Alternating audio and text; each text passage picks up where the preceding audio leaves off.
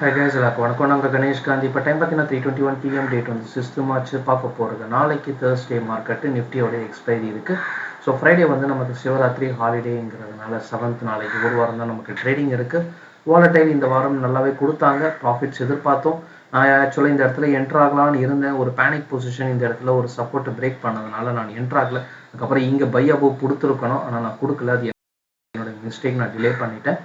Anyway இந்த இடத்துல என்ட்ரா இருந்தால் நல்லா ப்ராஃபிட் கொடுத்துருப்போம். ஆனால் இருந்தாலும் நான் இங்கே என்ட்ராகி ஒரு ப்ராஃபிட்டே எடுத்தோம்.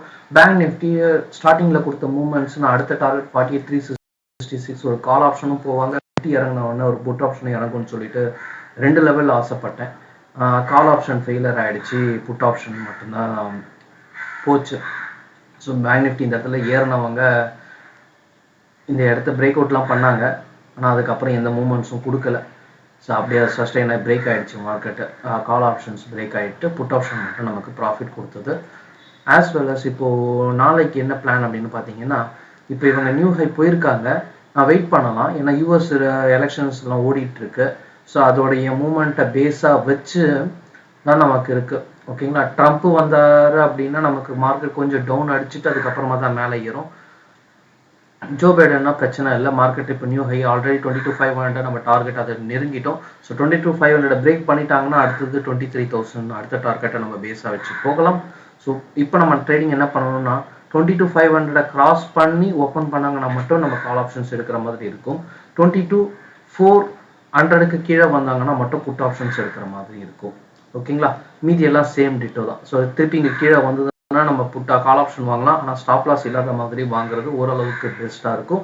ஏன்னா இந்த இடத்துல ரொம்ப நேரம் சஸ்டெயின் பண்ணாங்கன்னா கஷ்டம். அப்படி இல்லைன்னா கீழே விழுந்துட்டு அதுக்கப்புறம் இந்த இடத்த கிராஸ் பண்ண பிறகு, அதாவது 22,300 கிராஸ் பண்ண பிறகு நம்ம கால் ஆப்ஷன் வாங்குற மாதிரி இருக்கும். ஓகே, மொத்தம் 2 கால் ஆப்ஷன். 22,500 கிராஸ் பண்ணால் ஒரு கால் ஆப்ஷன்ஸ் எடுக்கலாம், 22,400 கீழே வந்தால் ஒரு புட் ஆப்ஷன்ஸ் எடுக்கலாம், கீழே வந்துட்டு திருப்பி மேலே 22,300 கிராஸ் பண்ண பிறகு ஒரு கால் ஆப்ஷன்ஸ் எடுக்கலாம்.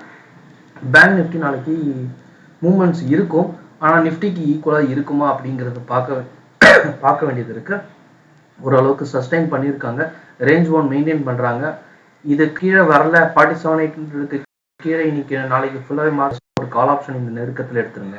இந்த ஸ்பாட்டில் ஸ்டாப் லாஸ் ஒரு 40 பாயிண்ட்ஸ் 50 பாயிண்ட்ஸ் வச்சுட்டு இந்த இடத்துல ஒரு கால் ஆப்ஷன்ஸ் எடுத்தீங்கன்னா உங்களுக்கு ஓரளவுக்கு மூவ்மெண்ட்ஸ் கொடுக்கும். ஓகேங்களா, ப்ராஃபிட்ஸாக பார்க்கலாம்.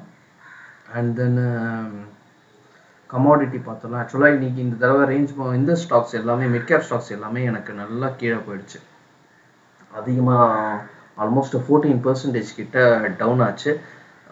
பெரும்பாலுமான ஸ்டாக்ஸ் வந்து பார்த்தீங்கன்னா ஐ மீன் கீழே என்ன டவுன் இல்லை, சப்போர்ட்டில் போய் நிற்கிது. நம்ம எப்போவுமே சப்போர்ட் லெவல் வந்து கொஞ்சம் பெருசாக வச்சுருப்போம், அந்த சப்போர்ட் லெவலில் போய் நிற்கிது. 14%, 11% டவுனில். நான் அந்த இடத்த ஆவரேஜ் பண்ணுறதை தான் ஸ்கெட்ச் போட்டிருக்கேன். இப்போதைக்கு இறங்குற மாதிரி இல்லை, ஏன்னா மார்க்கெட் நிஃப்டி ஏறிட்டு தான் இருக்குது. மிட் கேப் ஸ்டாக்ஸ் மட்டும் லைட்டாக இறங்குச்சு இல்லைங்களா, அந்த பேனிக்கை அவங்க தனக்கு சாதகமாக பயன்படுத்திக்கிட்டாங்க அப்படின்னு சொல்லலாம். ஓகே, ஸோ க்ரூட் ஆயிலை பொறுத்த வரைக்கும் இப்போதைக்கு பாசிட்டிவாக காமிச்சிட்டு இருக்காங்க. இவங்க சடன் மூவ்மெண்ட் பண்ணணும் டவுன் சைடு, வெயிட் பண்ணலாம். வெயிட் பண்ணிட்டு பிரேக் பண்ண பிறகு ட்ரேட் பண்ணலாம். இந்த ரேஞ்ச் பவுண்டை யூஸ் பண்ணி பாருங்க. இந்த ஸ்பாட் இருக்கு பாருங்க, இந்த 6515 இதை கிராஸ் பண்ணி கீழே வந்தாங்கன்னா மட்டும் புட் ஆப்ஷன்ஸ் எடுத்துக்கோங்க.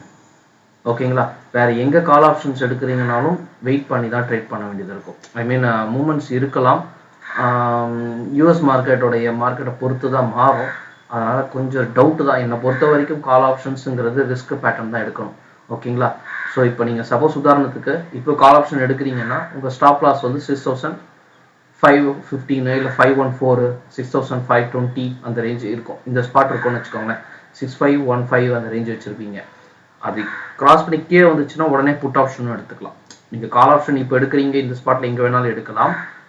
ஸ்டாப் லாஸை இந்த ஸ்பாட்டில் வச்சுக்கோங்க, 6,510 அந்த ரேஞ்ச் வச்சுக்கோங்க. புட் ஆப்ஷன்ஸ் எடுக்கணும் அப்படின்னா 6,510 கிராஸ் பண்ணி கீழே வந்த பிறகு புட் ஆப்ஷன் எடுங்க. உங்கள் ஸ்டாப் லாஸை ஆல்மோஸ்ட் 6,527 அந்த ரேஞ்சுக்கு வச்சுக்கலாம். ஓகேவா, ஸோ க்ரூட் ஆயில் மட்டும் ட்ரேட் பண்ணுங்கள், வேறு எதுவும் வேணாம். தென் சவுத் இந்தியன் பேங்க் அப்படின்னு பார்த்தீங்கன்னா ரைட்ஸ் இஷ்யூ எப்படி அப்ளை பண்ணணும்னு கேட்டிருந்தாங்க. ஸோ சவுத் இந்தியன் பேங்க் இப்போ 30 ரூபா 26 South Indian Bank rights issue. Okay, ஆக்சுவலாக உங்களுக்கு இமெயில் வந்திருக்கும் ரைட்ஸ் இஷ்யூன்னு சொல்லிட்டு. நான் ஆக்சுவலாக அப்ளை பண்ணலை. இப்போ அப்ளை பண்ணலாமான்னு யோசிச்சுக்கிட்டு இருக்கேன். ஏன்னா 22 ரூபா தான். எந்த ஷேர்ஸும் அதில் ஒன்றும் கிடையாது. மொத்தமே ஒரு 22 ஷேர்ஸோ தான் கிடைக்கும். அதனால் அதில் அவ்வளோ ஆர்வம் காட்டல. ஃபர்ஸ்ட் ஆஃப் ஆல் உங்கள் டிமேட் அக்கௌண்ட்டுக்கு southindianbank.re ஒன்று அலர்ட் ஆகிருக்கும். ஓகேங்களா, நம்பர் ஆஃப் ரைட்ஸ் என்டர்டைன்மெண்ட்னு சொல்லிட்டு அலர்ட் ஆகிருக்கும். அதை நீங்கள் பர்ச்சேஸ் பண்ணிக்கலாம். ஓகே, ஐ மீன் அதை சேல் பண்ணிக்கலாம். அதுக்கு நீங்கள் எதுவும் இன்வெஸ்ட்மெண்ட் பண்ணணும் அப்படிங்கிற அவசியம் இல்லை. ஸோ இந்த 30 ஷேர்ஸ் உங்களுக்கு அசைன் ஆகிருக்கும். ஆல்ரெடி உங்கள் டிமேட் அக்கௌண்ட்டுக்கு வந்திருக்கும். அதை நீங்கள் சேல் பண்ணி ப்ராஃபிட் எடுத்துக்கலாம். இப்போ ஆக்சுவலாக இப்போ அது வந்து பார்த்தீங்கன்னா எனக்கு அது 7.30 rupees ஓடிட்டுருக்கு. 7 rupees 30 ஓடிக்கிட்டு இருக்கு. இது தனி. ஓகேங்களா, இது வந்து உங்கள் டிமேட் அக்கௌண்ட்டில் ஆல்ரெடி வந்திருக்கிறது. இது இல்லாமல் இப்போ நீங்கள் உங்கள் உதாரணத்துக்கு உங்களுடைய இந்த லிங்க் டைம்ன்ற வெப்சைட்டுக்கு போங்க. என்ன பண்ணணும்னா இந்த லிங்க் இன் டைம் வெப்சைட்டில் எப்படி ஓடுறானோ. ஓகே, ஸோ ரைட்ஸ் இஷ்யூன்னு கிளிக் பண்ணுங்கள். கிளிக் பண்ணிங்கன்னா இங்கே உங்களுக்கு கம்பெனி காட்டும். அந்த கம்பெனி ஐடியில் உங்கள் டிமேட் டீட்டெயில்ஸை கொடுத்தீங்கன்னா உங்களுக்கு எத்தனை ஷேர்ஸ் ஹெல்ட் ஆகும்னு சொல்லியிருப்பாங்க. ஸோ 30 ஷேர் உங்களுக்கு எலிஜிபிள் இருக்குது. இப்போ நீங்கள் என்ன பண்ணணும்னா உங்கள் பேங்க் அக்கௌண்ட்டுக்கு போங்க. அப்ளிகேஷன் ஃபார்ம் எடுத்துக்கோங்க. இந்த அப்ளிகேஷன் ஃபார்ம் டவுன்லோடும் கொடுத்தீங்கன்னா வரும். அப்படி இல்லைன்னா டைரெக்டாக சவுத் இந்தியன் பேங்க் ரைட்ஸ் இஷ்யூன்னு கொடுத்தீங்கன்னா அவங்க வெப்சைட்டே ஓப்பன் ஆகும். ஃபஸ்ட்டு இவங்க எந்த ரிஜிஸ்டர் சொல்லியிருக்காங்களோ உங்களுக்கு இமெயில் வந்திருக்கு அப்படின்னா மட்டும்தான் அப்ளை பண்ண முடியும். இல்லைனா உங்கள் இமெயில் வரல, இந்த REங்கிறது அலாட் ஆகலை அப்படின்னா உங்களுக்கு எலிஜிபிள் இல்லை அப்படிங்கிற மாதிரி எடுத்துக்கோங்க. ஓகேவா, ஸோ இந்த இமெயில் இவங்க கிட்ட இந்த 3 பேர்கிட்ட நீங்கள் எங்கே வேணால் கேட்கலாம். Lead manager, register, bank website, இவங்க யார்கிட்ட வேணும்னாலும் நீங்கள் கொடுக்கலாம். நான் லிங்க் இன் டைம் கிட்ட கேட்டதுக்கு இமெயில் பண்ணால் போதும் இந்த அப்ளிகேஷன் ஃபார்மை எனக்கு அப்படின்ற மாதிரி சொன்னாங்க. ஸோ அவங்க அப்ளிகேஷன் ஃபார்மை நம்ம ஃபில் பண்ணணும். எப்படி ஃபில் பண்ணணும்னா ஃபஸ்ட்டு உங்களோட டிமேட் அக்கௌண்ட்டில் இருக்க ஷேர்ஸ் அலாட்மெண்ட் பண்ணியிருக்காங்க இல்லைங்களா, அலாட்மெண்ட் பண்ணது இல்லாமல் அடிஷ்னலாக ஏதாவது ஷேர்ஸ் வேணும் அப்படின்னா நீங்கள் பே பண்ணலாம். ஆனால் ரீஃபண்ட் பண்ணிவிடுவாங்க. அது அலாட் ஆகலைன்னா பெரும்பாலும் அலாட் ஆகாது.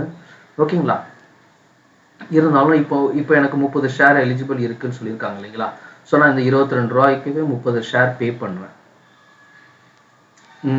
பே பண்ணி நான் என்ன பண்ணணும்னா எப்படி பே பண்ணுவேன் பார்த்தீங்கன்னா நம்மளுடைய நெட் பேங்கிங் போயிட்டு அதில் செலக்ட் பண்ணணும். ஓகேங்களா, IPO ஆஸ்பா IPOன்னு சொல்லி இருக்கும். அதில் உங்களோட IPO அப்ளை பண்ணுறீங்களா, அதில் போனீங்கன்னா இதுவும் இருக்கும், ரைட்ஸ் இஷ்யூக்கு காட்டும். அதில் 30 ஷேருன்னு செலக்ட் பண்ணிவிட்டு 30 குவான்டிட்டின்றது இப்போ நான் எனக்கு 30 குவான்டிட்டி காட்டுது இல்லையா, அது மாதிரி 30 குவான்டிட்டின்றதை செலக்ட் பண்ணிவிட்டு பேமெண்ட் பண்ணிவிடுங்க. பேமெண்ட் பண்ண உடனே உங்களுக்கு டிரான்சாக்ஷன் டீட்டெயில்ஸ் கொடுக்கும்ல, அந்த டிரான்சாக்ஷன் டீட்டெயில்ஸ், உங்கள் டிமேட் அக்கௌண்ட் டீட்டெயில்ஸு, இது எல்லாத்தையும் ஃபில் பண்ணி மார்ச் 14ஆம் தேதிக்குள்ளே அவங்களுக்கு இமெயில் பண்ணிவிடுங்க.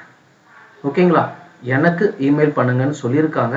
ஐ மீன் எனக்கு இந்த சென்ஸ் அந்த பார்ட்டியில் கம்பெனிக்கு இமெயில் பண்ண சொல்லியிருக்காங்க, போதும் அப்படின்னு இருக்காங்க. சேஃப்டிக்கு ஒரு காப்பியை நீங்கள் கொரியரும் பண்ணிவிடுங்க. ஓகேவா, வேறு ஏதாவது டவுட்ஸ் இருந்தால் கீழே கமெண்ட்ஸில் போஸ்ட் பண்ணுங்கள். மற்றது எல்லாமே எங்கள் ஸ்டுடியோவில் பார்க்கலாம். Thank you, take care.